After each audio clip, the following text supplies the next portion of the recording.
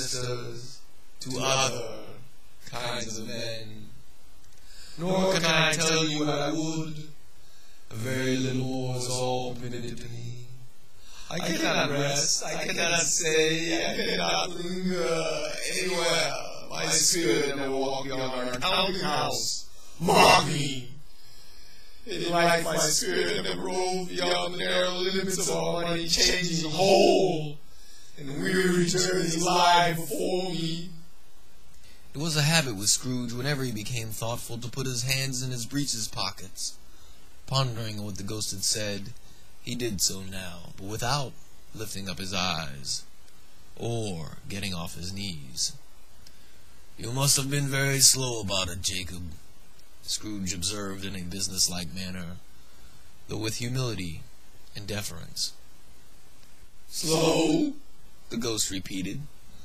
7 years dead," mused Scrooge. "And traveling all the time?" "The whole time," said the ghost. "No rest, no peace, incessant torture of remorse." "You travel fast?" said Scrooge. "On the wings of the wind," replied the ghost. "You might have got over a great quantity of ground in 7 years," said Scrooge. The ghost, on hearing this, set up another cry, and clanked its chain so hideously in the dead silence of the night that the ward would have been justified in indicting it for a nuisance. "Oh, captive bound and double-ironed," cried the phantom, "not to know that ages of incessant labor by mortal creatures for this earth must pass into eternity before the good of which it is susceptible is all developed. Not to know that any Christian spirit working kindly in its little sphere, whatever it may be, will find its mortal life too short for its vast means of usefulness. Not to know that in those spaces of regret you may make amends for one life's opportunity misused. Yet such was I, oh, such was I."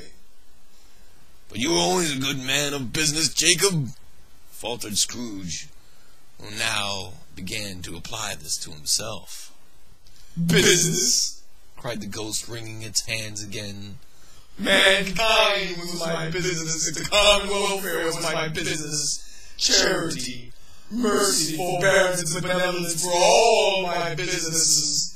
The dealings of my trade were but a drop of water in the comprehensive ocean of my business." It held up its chain at arm's length, as if that were the cause of all its unavailing grief, and flung it heavily upon the ground again.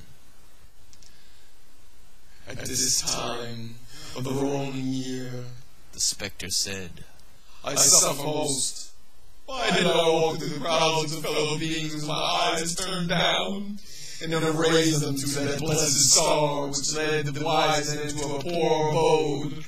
Were there no poor homes to which its light would have conducted me?" Scrooge was very much dismayed to hear the spectre going on at this rate, and began to quake exceedingly. "Hear me," cried the ghost. "My time is nearly gone." "I will," said Scrooge. "But don't be hard upon me. Don't be flowery, Jacob, pray." "How it is that I appear before you in a shape that you can see, I may not tell. I have sat invisible beside you many and many a day." It was not an agreeable idea. Scrooge shivered and wiped the perspiration from his brow. "That is no light part of my penance," pursued the ghost. "I am here tonight to warn you that you have yet a chance and hope of escaping my fate, a chance and hope of my procuring Ebenezer." "You're always a good friend to me," said Scrooge. "Thank ye." "You will be haunted," resumed the ghost, "by 3 spirits." Scrooge's countenance fell almost as low as the ghost's had done. "Is that the chance and hope you mentioned, Jacob?" he demanded in a faltering voice. "It is." I think I'd rather not," said Scrooge. Without their visits, said the ghost, you cannot hope to shun the path I tread. Expect the first tomorrow when the bell tolls one. Couldn't I take them all at once and have it over, Jacob? Hinted Scrooge.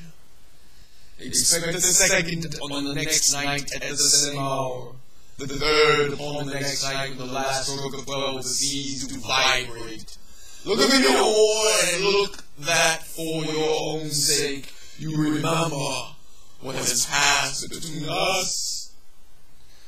When it had said these words, the spectre took its wrapper from the table and bound it round its head as before. Scrooge knew this by the smart sound its teeth made when the jaws were brought together by the bandage. He ventured to raise his eyes again and found his supernatural visitor confronting him in an erect attitude with his chain wound over and about its arm.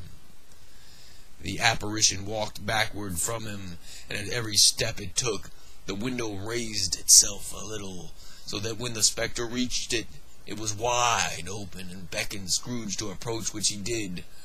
When they were within 2 paces of each other, Marley's ghost held up its hand, warning him to come no nearer.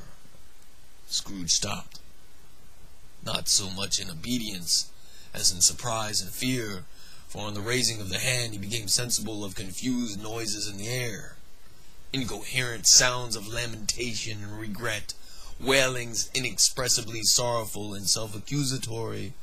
The spectre, after listening for a moment, joined in the mournful dirge and floated out upon the bleak, dark night.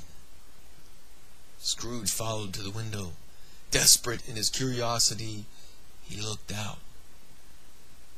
The air was filled with phantoms wandering hither and thither in restless haste and moaning as they went. Every one of them wore chains like Marley's ghost. Some few, they might be guilty governments, were linked together. None were free. Many had been personally known to Scrooge in their lives. He had been quite familiar with one old ghost in a white waistcoat, with a monstrous iron safe attached to its ankle, who cried piteously at being unable to assist a wretched woman with an infant, whom it saw below upon a doorstep. The misery with them all was clearly that they sought to interfere for good in human matters, and had lost the power forever. Whether these creatures faded into mist, or mist enshrouded them, he could not tell.